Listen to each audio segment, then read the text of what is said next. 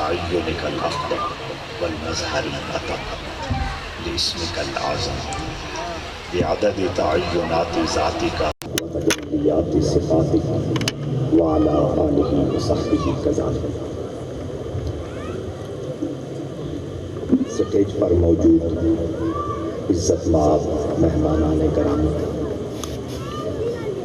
مجلس میں تشریف فرما تمام علماء رسول، جیسا کہ آپ کو اشارتاً بتا دیا گیا کہ مختصر وقت میں میں اپنی گفتگو کو سمیٹ لوں گا. آگے کسی پروگرام میں نہیں جانا، ایک دوست کی مزاج پرسی کے لیے راولپنڈی جانا ہے اور صبح مزاج پرسی کرنی ہے، یہ بھی میں وضاحت کر دوں.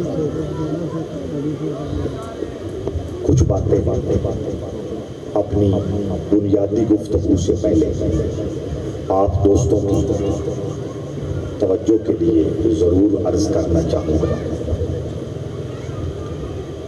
میں بالکل روایتی گفتگو کرنے والا انسان نہیں ہوں. میں نے کچھ اصول اور ضابطے طے کر رکھے ہیں.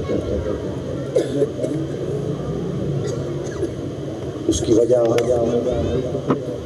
بڑی صاف اور واضح ہے کہ ہمارے جتنے بھی مذہبی پروگرام ہیں وہ اپنے منشور اور اپنے مقصد سے بہت دور جا چکے ہیں. زیادہ درد دل بھی سنانا مناسب نہیں. سمجھدار دوست، باشعور لوگ اچھی طرح سمجھتے ہیں کہ ہمیں کیا کرنا چاہیے تھا اور ہم کیا کر رہے ہیں، لیکن زیادہ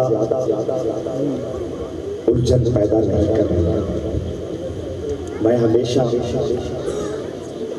اپنے پروگراموں میں اور بالخصوص خانقاہ معظمیہ سے متعلقہ جتنے پروگرام ہیں ان میں 3 چیزوں کا بہت زیادہ خیال اور لحاظ رکھتا ہوں، اور یہاں بھی رکھیں گے کہ میری گفتگو کے دوران کوئی دوست نعرہ نہیں لگائے گا. ایک بات. اور دوسری بات یہ ہے کہ کوئی ویل، کوئی نذرانہ اس کے لیے بھی کوئی دوست تکلیف نہیں فرمائے گا. بیٹھیں گے، خاموشی سے بات سنیں گے. اور تیسرا، ہمیشہ ہم اس بات کا خیال رکھتے ہیں کہ وقت ضائع نہ ہو. قوم وقت کے ساتھ کیا سلوک کرتی ہے آپ کو بھی اچھی طرح اندازہ ہے، اور مجھے تو بہت زیادہ احساس ہے.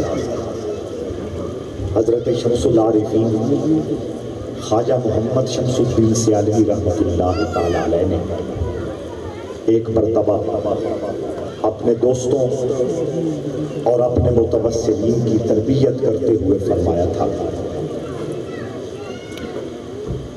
فرض اگر رہ جائے تو دوسرے وقت میں اس کو لوٹایا جا سکتا ہے، واجب رہ جائے دوسرے وقت میں اس کی قضا کی جا سکتی ہے، کوئی سنت اور نفل رہ جائے تو اس کو بھی بعد میں ادا کیا جا سکتا ہے، لیکن جو وقت ضائع ہو جائے اس کی کوئی قضا نہیں. بس یہ جملہ اگر سمجھ آ جائے تو بہت کافی ہے. دوستان عزیز وقار، چوتھی بات جو مجھے عرض کرنی ہے اور آپ نے اس کو سمجھنا بھی ہے اور برداشت بھی فرمانا ہے، وہ یہ ہے کہ ہماری یہ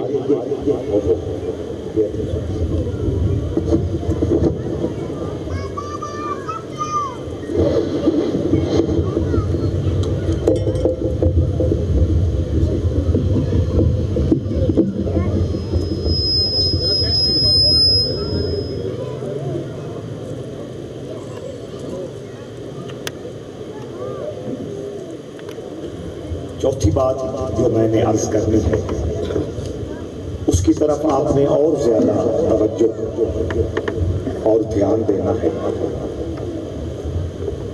جمعہ کا اجتماع دونوں عیدوں کا اجتماع ہو یا اس کے بعد پوری امت کے اندر کسی بھی زمانے میں کوئی مذہبی اور دینی گیدرنگ اور اجتماع ہو، ان سارے اجتماعات کا مقصد کیا تھا، اس طرف آپ خیال فرمانا کہ یہ اجتماع کیوں منعقد ہوئے۔ جمعہ کا اجتماع، دونوں عیدوں کا اجتماع، یہ تو فرض اور واجب ٹھہرے، اللہ اور اس کے رسول کی طرف سے مقرر ہوا، اور اس کے بعد صحابہ کرام نے، آل کریم نے، آئمہ نے ہر زمانے میں مختلف ایونٹ اور مختلف اجتماع اور مختلف گیدرنگ کا اہتمام کیا۔ اس کا مقصد کیا تھا؟ دوستو، پوری تاریخ امت مسلمہ کی پڑھ لو، ان سارے اجتماع کا مقصد فکری تربیت کرنا تھا، کہ جو مجلس میں آ جاتا ہے، جو محفل میں تشریف فرما ہو جاتا ہے، اس کو بتانا ہے اللہ کی عظمت کیا ہے، رحمت عالم کا مقام و مرتبہ کیا ہے، صحابہ کرام کی عز و شان کیا ہے، رسول اللہ صلی اللہ علیہ وآلہ وسلم کی، آل کریم کی معرفت اور مقام کیا ہے، اولیاء کرام کو رب ذوالجلال نے کیا مقام اور مرتبہ عطا کیا، عظمت قرآن کیا ہے، عظمت حدیث کیا ہے، فقہ کی ضرورت کیا ہے۔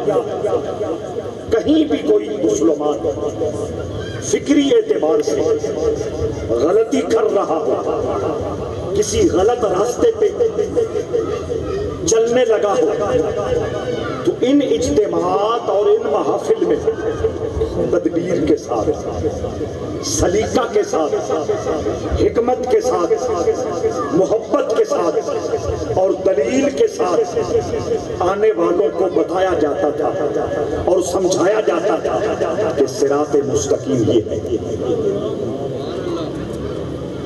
اب ہم کیا کر رہے ہیں؟ مجالس محافل کے ساتھ ہمارا رویہ کیا ہے، مجھے تفصیل میں جاننے کی ضرورت نہیں۔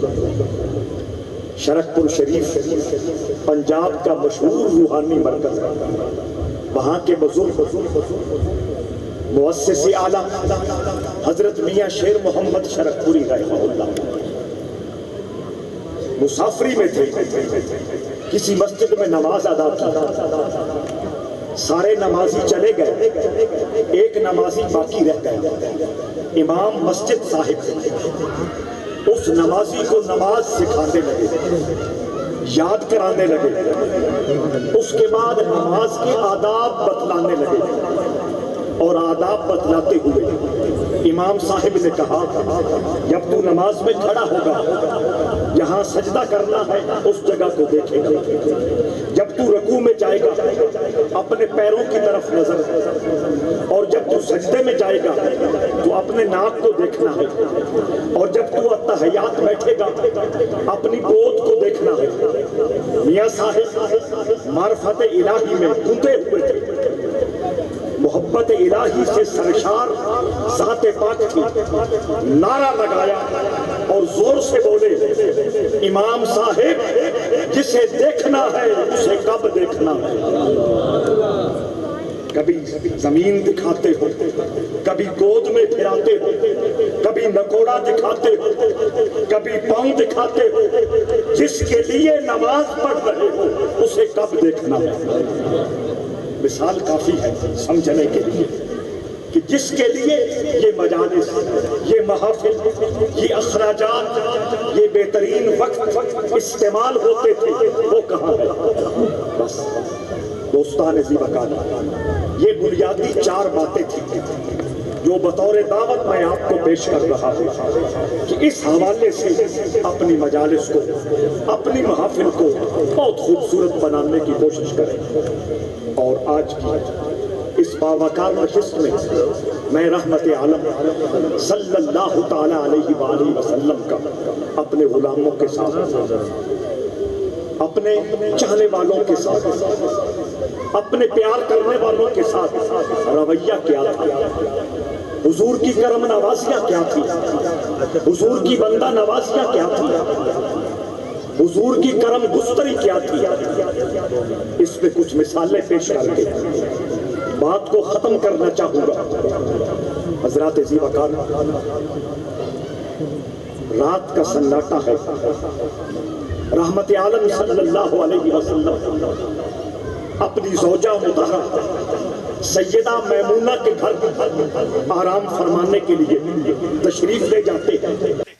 حضور کے کزن چچا زاد بھائی حضرت عبداللہ ابن مسعود، عبداللہ ابن عباس رضی اللہ تعالی عنہما دروازے پہ حاضر ہو کے کہتے ہیں، اے اللہ کے حبیب، میں بھی آج آپ کے ساتھ رات گزارنا چاہتا ہوں۔ بچے ہیں، بالکل بچپنا ہے۔ حضرت سودا کے گھر کیوں نہیں گئے؟ حضرت صفیہ کے گھر کیوں نہیں گئے؟ حضرت ام حبیبہ کے گھر کیوں نہیں گئے؟ حضرت ام سلمہ کے گھر کیوں نہیں گئے؟ حضرت زینب کے گھر کیوں نہیں گئے؟ حضرت عائشہ کے گھر کیوں نہیں گئے؟ حضرت میمونہ کے گھر رحمت عالم رات گزارنا چاہتے ہیں، اور عبداللہ ابن عباس دروازے پہ آ کے عرض کرتے ہیں، میں بھی رات گزارنا چاہتا ہوں۔ وجہ یہ تھی کہ حضرت میمونہ حضرت عبداللہ ابن عباس کی سکی خالہ تھی، تو محرم رشتہ ہے، رات گزارنے کے لیے آ گئے۔ کیوں آئے اس پہ بھی آپ نے توجہ دینی ہے۔ حضرت عبداللہ ابن عباس اس بچپنے کے عالم میں حضور کے ساتھ رات گزارنے کے لیے حضرت میمونہ کے گھر اس لیے آئے کہ صحابہ کرام نے حضرت عبداللہ ابن عباس کو بولا تھا اور کہا تھا کہ دن میں حضور ذکر کیسے کرتے ہیں، نوافل کیسے پڑھتے ہیں، تسبیحات کیسے پڑھتے ہیں، مختلف روحانی معمولات کیسے ادا کرتے ہیں، وہ سارا ہمیں پتہ لگ گیا ہے، لیکن رات کے سناٹے میں اور رات کے اندھارے میں رسول اللہ کے ذکری معمولات کیا ہیں ہمیں نہیں پتا۔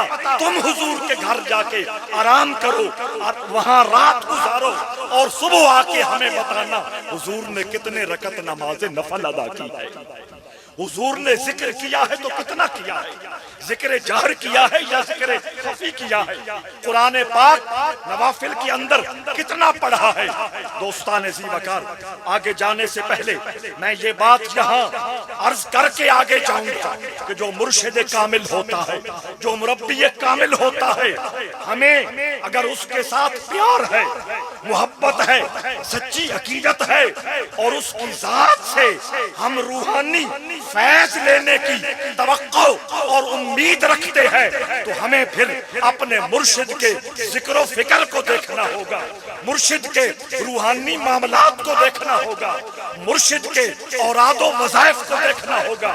ہمیں یہ ٹو نہیں لگانی گاڑیاں ہیں تو کتنی ہیں، کوٹھیاں ہیں تو کتنی ہیں، بینک بیلنس ہے تو کتنا ہے، نہ دوستو، صحابہ کرام جو اس کائنات کے اندر سب سے پہلے مرید ہیں، انہوں نے اپنے رویے سے ہمیں یہی بتایا ہے اور یہی سکھایا ہے کہ مرشد کامل کا جو رب کے ساتھ روحانی رشتہ ہے، اس کو پانے کے لیے مرشد کے معاملات اور مرشد کے معمولات کو سیکھنا ہوگا۔ رات گزرتی گئی، رات ڈھلتی گئی، بچے تھے سوئے رہے، رحمت عالم بے خبر نہیں تھے کہ کیوں آئے ہیں۔ جب حضور اٹھے، وضو فرمایا، وضو فرما کر حضور مصلی کے پاس جانے لگے، بچے کو اٹھایا، بیٹا اٹھو، جس ڈیوٹی پہ آئے تھے وہ ادا کرو، جو مخبری کرنے آئے تھے اپنی ذمہ داری پوری کرو۔ حضور نے نوافل شروع کر دیے، لجپالی، بندہ نوازی، کرم گستری، حضور نے نوافل شروع کر دیے۔ عبداللہ ابن عباس وضو کر کے حضور کے پیچھے آ کے کھڑے ہو گئے، تھوڑا پیچھے آ کے کھڑے ہو گئے، 3 مرتبہ کائنات کے تاجدار نے نفل نماز کے دوران عبداللہ ابن عباس کو باقاعدہ ہاتھ بڑھا کر اپنے برابر کھڑا کرنے کی کوشش کی۔ ایک بار آگے آ جاتے پھر پیچھے ہو جاتے، آگے آتے پیچھے ہو جاتے، آگے آتے پیچھے ہو جاتے۔ سلام پھرنے کے بعد رحمت عالم نے پوچھا تھا، عبداللہ کیا ہوا؟ نماز کے دوران میرے برابر کیوں نہیں کھڑے ہوئے؟ حضرت عبداللہ کا یہ سنہری الفاظ سے لکھا ہوا جواب بخاری میں موجود ہے۔ عبداللہ ابن عباس نے کہا تھا، ما کان لابن عباس ان یقیم بین یدی رسول اللہ۔ عباس کے بیٹے کو یہ بات زیب نہیں دیتی کہ وہ اللہ کے رسول کے برابر کھڑا ہو۔ یہ ادب کہاں سے سیکھا تھا؟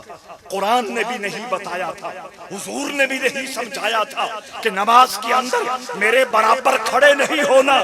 یہ اندر جو محبت کا لاوا پھوٹ رہا تھا اور پیار کے جو گلشن آباد تھے، احترام اور عقیدت کی جو چاندنی موجود تھی، اس مفتی کا فتویٰ تھا کہ رسول اللہ کے برابر کھڑا ہونا ادب نہیں، بے ادبی ہوا کرتی ہے۔ توجہ چاہتا ہوں، رحمت عالم کی بندہ نوازی، رحمت عالم کی لاجپالی، رحمت عالم کی مسکین نوازی سنیے۔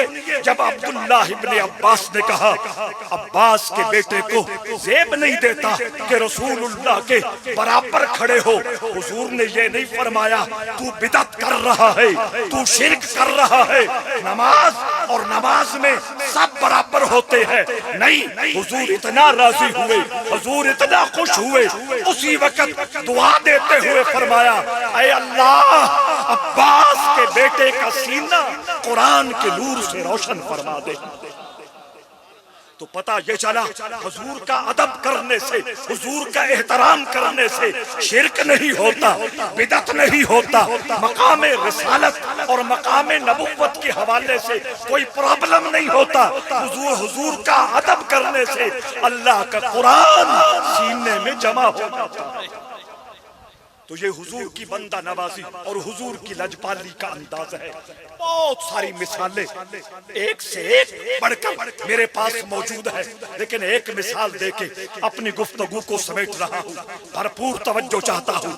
رحمت عالم صلی اللہ تعالی علیہ وآلہ وسلم مسجد نبوی میں نماز پڑھنے کے لیے تشریف لے گئے۔ ایک بچہ مسجد نبوی کے دروازے پہ کھڑا تھا اور وہ فوکس کر کے کھڑا تھا۔ حضور جوتے کب اتارتے ہیں اور کہاں رکھتے ہیں؟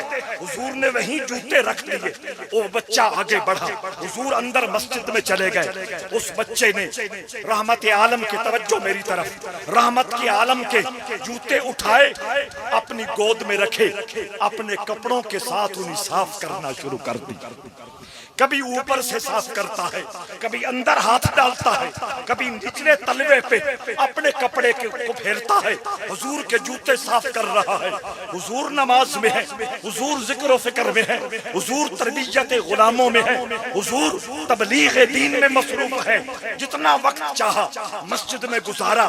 جب واپس آئے اس لمحے تک وہ بچہ حضور کے جوتے صاف کیے جا رہا تھا۔ اور عربی زبان جاننے والے اس بات کو جانتے ہیں جہاں یہ واقعہ احادیث میں موجود ہے وہاں غلام کا لفظ ہے، اور عربی زبان میں غلام وہ ہوتا ہے جو ابھی بالغ نہ ہوا ہو، نابالغ بچہ محبت رسول، ادب رسول، عقیدت رسول کی چاندنی سے اپنے سینے کو اتنا آباد کیے ہوئے ہیں۔ حضور واپس آتے ہیں، بچہ اپنی محبت میں اور اپنی لگن میں ڈیوٹی کر رہا ہوتا ہے، حضور دیکھتے ہیں اور دیکھتے رہ جاتے ہیں، بولتے نہیں ہیں۔ کتنا وقت گزرتا ہے، آخر اللہ کے حبیب فرماتے ہیں بیٹے مجھے جوتے نہیں دو گے؟ آج کے بھی مذہبی لیڈران کے رویے دیکھو کیا صورتحال ہے، اور رحمت عالم کی رحمت للعالمین دیکھو۔ توجہ چاہتا ہوں، رحمت عالم صلی اللہ علیہ وآلہ وسلم نے فرمایا بیٹے جوتے نہیں دو گے؟ اس نے کہا یا رسول اللہ آپ کے ہی ہیں اور آپ کو ہی پیش کرنے ہیں۔ فرمایا دے دو میں پہن لوں۔ توجہ چاہتا ہوں، آقا نے کہا دو میں پہن لوں۔ اس نے کہا یا رسول اللہ ہمیشہ خود پہنتے ہیں، آج میرا دل مچل رہا ہے کہ میں ننھے ننھے ہاتھوں سے یہ جوتے کیوں نہ پہناؤں۔ رحمت للعالمین صلی اللہ علیہ وآلہ وسلم نے اس مقام پر بھی بندہ نوازی فرمائی، لج پالی فرمائی، اور مسکین نوازی کرتے ہوئے فرمایا تو اپنی محبت، تو اپنا چاؤ اور تو اپنا شوق پورا کر لو۔ آپ نے اپنے مبارک قدم ایک ایک کر کے آگے بڑھائے، بچے نے جوتے پہنائے۔ توجہ چاہتا ہوں، یہی میری ساری گفتگو کا خلاصہ اور نچوڑ کی طرف میں آ گیا ہوں۔ اس کے بعد رحمت للعالمین نے پوچھا بیٹا یہ سب کچھ تو نے کہاں سے سیکھا ہے؟ کیونکہ سورسز آف نالج اور سورسز آف انفارمیشن اس وقت کیا تھا؟ یا اللہ کا قرآن تھا یا میرے مصطفیٰ کا فرمان تھا۔ قرآن میں بھی یہ کہی نہیں کہ حضور جوتے اتارے تو پکڑ لو، ان کو پوچھو، ان کو صاف کرو، اپنا رانجھا راضی کرتے رہو۔ حضور نے بھی شوق نہیں دلایا، حضور نے بھی ترغیب نہیں دلائی، حضور نے تو اپنے رویے سے ان چیزوں کا بائیکاٹ فرمایا ہے۔ اس لیے حضور نے پوچھا بیٹا یہ سب کچھ تو نے کہاں سے سیکھا ہے؟ اب میں آپ سے مثال دے کر ایک بات سمجھانا چاہتا ہوں۔ آپ قبلہ نعیم الدین، میاں نعیم الدین صاحب بیٹھے ہیں، آپ ان سے پوچھتے ہیں میاں صاحب قبلہ آپ نے یہ ٹوپی کہاں سے لی ہے؟ یہ بھیرا میں نہیں، بھیرا میں تو ہر کوئی جانتا ہے نا، باہر کہیں گئے ہوں تو ان سے کوئی بندہ پوچھے میاں صاحب آپ نے یہ ٹوپی کہاں سے لی ہے، تو جواب یہ بنتا ہے میں بھیرا کا رہائشی ہوں اور وہاں سے یہ ٹوپیاں سلی ہوئی ملتی ہیں، یہ ٹوپی میں نے جلال پور شریف سے لی ہے، یہ ٹوپی میں نے سیال شریف سے لی ہے، یہ ٹوپی میں نے فلاں درزی کو سپیشل آرڈر کر کے سلوائی ہے۔ جواب یہ بنتا ہے، سوال یہ ہے ٹوپی کہاں سے لی ہے؟ جواب یہ بنتا ہے ٹوپی وہاں سے لی ہے۔ آقا پوچھتے ہیں یہ ادب، یہ ادب، یہ محبت، یہ پیار کے البیلے انداز تو نے کہاں سے سیکھے ہیں؟ وہ جواب میں کہتا ہے یا رسول اللہ میں قبیلہ انصار کا بیٹا ہوں۔ نہ کوئی آیت پڑھتا ہے، نہ حضور کی کوئی حدیث سناتا ہے، میں قبیلہ انصار سے تعلق رکھتا ہوں، انصار کے قبیلے کا بیٹا ہوں۔ حضور سمجھ گئے، حضور تو عقل کل کے مالک ہیں۔ صوفیوں نے کہا ہے سچی ولایت، میں نے کیا لفظ بولا؟ سچی ولایت، سچی ولایت اس کو نصیب ہوتی ہے جس کے سر میں 7 مدبر، دانا، دانشمند بادشاہوں کا عقل موجود ہے۔ ہم تو رسول اللہ کے عقل پاک کی بات کر رہے ہیں۔ اللہ نے عقل کل مخلوق میں سے اگر کسی کو دیا تو وہ رسول اللہ کی ذات۔ آپ پوچھتے ہیں یہ ادب، یہ محبت، یہ عقیدت کے نرالے انداز تو نے کہاں سے سیکھے؟ بیٹا کہتا ہے یا رسول اللہ میں قبیلہ انصار کا بچہ ہوں اور بیٹا ہوں۔ حضور سمجھ گئے دراصل، توجہ چاہتا ہوں، دراصل بچہ یہ کہہ رہا تھا یا رسول اللہ محبت کے یہ البیلے انداز مجھے سیکھنے کی ضرورت نہیں ہے. میری ماں ہو کچن میں ہو، میری ماں ہو تندور میں بیٹھی ہو، میرا باپ ہو ڈرائنگ روم میں بیٹھا ہو، میرا باپ ہو بزنس شاپ پہ بیٹھا ہو، منڈی میں بیٹھا ہو، دارے پہ بیٹھا ہو، جہاں بھی میری ماں بیٹھی ہو، جہاں بھی میرا باپ بیٹھا ہو، ان کا وظیفہ ہی یہی ہے کہ محمد سے وفا تو نے تو تیرے. سمجھ آئی یا نہیں؟ تو آپ بھی اگر اپنا مستقبل خوبصورت بنانا چاہتے ہو، اپنے ملک کو محبتوں اور عقیدتوں کا گہوارہ بنانا چاہتے ہو، اور اپنے دین اسلام کو مزید وقار اور بقا کے ساتھ دیکھنا چاہتے ہو، تو رحمت عالم کا یہ جملہ آج کے اس میلاد کی بابرکت مجلس سے یاد کر کے جاؤ. میرے آقا نے کہا تھا علموا اولادکم حب نبیکم، اپنی اولاد کو اپنے نبی کا پیار سکھلاؤ. اس کے لیے تقریروں کی ضرورت نہیں ہے، اس کے لیے بڑے بڑے سیمینارز کی ضرورت نہیں ہے، 10 جلدوں کی کتابیں لکھنے کی ضرورت نہیں ہے. اولاد کے سامنے پیار سے، محبت سے، احترام سے گد کر رسول اللہ کی عظمتوں کی بات کرو. آپ کا اپنا رانجھا بھی راضی ہوگا، اور غیر محسوس طریقے سے اولاد کی جبلت میں، اولاد کی فطرت میں اور اولاد کی نیچر میں جو محمد عربی کا پیار موجود ہے وہ پالش ہو جائے گا.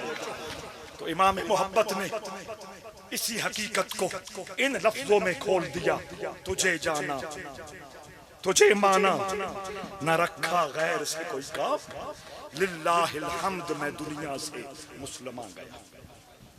چونکہ نعت خوان حضرات یہاں تشریف فرما بھی ہو گئے ہیں اور کچھ آنے والے بھی ہیں، آپ نے ان کو سننا ہے، اپنی محبتوں سے ان کو نوازنا ہے اور اپنے ذوق شوق کو تازہ کرنا ہے. اور بالخصوص حضرت قبلہ مفتی ابرار صاحب زیدہ مجدہ صاحب سجادہ خانقاہ عالیہ بگویہ جلوہ فرما ہوئے، میں اپنی سعادت مندی سمجھتا ہوں اور فیروز وقتی سمجھتا ہوں کہ بے شک بے ادبی صحیح، لیکن ان کی خدمت میں اور ان کی موجودگی میں چند کلمات آپ کے ساتھ کرنے کی سعادت ملی. آپ بھی میری غلطیوں کو فراموش فرمائیں گے اور اللہ رب العزت بھی میرے الفاظ میں، میرے لب و لہجے میں، میری باڈی لینگویج میں کوئی کمی کوتاہی ہوئی ہے تو رب کریم اسے معاف فرمائے. آپ کو ہمیشہ آباد رکھے، حضور کی محبت سے سرشار رکھے، ملک پاکستان کا وفادار ایک اور باشعور پاکستانی بنا کے رکھے، اور اسلام کے ساتھ لازوال محبت کا جوہر عطا فرمائے. وما علیہ